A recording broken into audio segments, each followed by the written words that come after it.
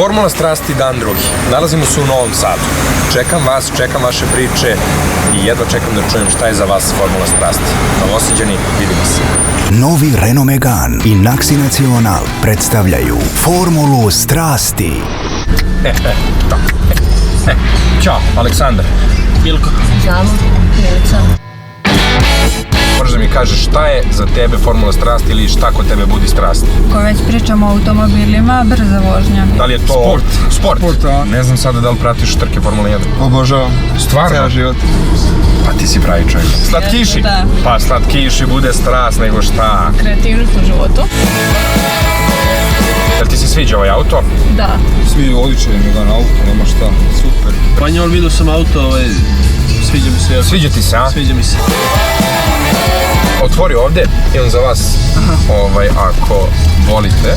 Hvala. Pa naravno da se ne odbija. Ovdje bio slatkiše, taj nije moj prijatelj. Sada će vam se svidjeti, jer kada sipate neku vruću tečnost, onda ćete vidjeti šta će se pojaviti. Da ti počneš pjevati onda... Ne, pa ja volim da slušam, ja ne volim da pevam. Koliko je dana dosta da upoznaš svet. Hvala na vožnji još. Ćao. Ćao. Stručnjak, naravno. Ćao. Ćao. Hvala ti na druženju. Hvala tebi na prevozu. Eto, Bože zdravlje, pa se vidimo. Ja smem da te zamolim za jednu sliku? Smeš da me zamoliš za jednu sliku. Da. Ti?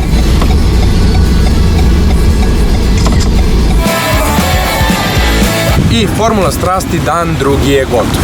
Hvala Novosađani, hvala Novi Sade.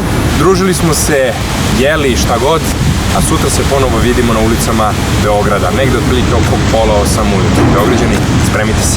Budi deo Megane Formule strasti i sa još dvoje prijatelja otputuju u Moncu na trku Formule 1.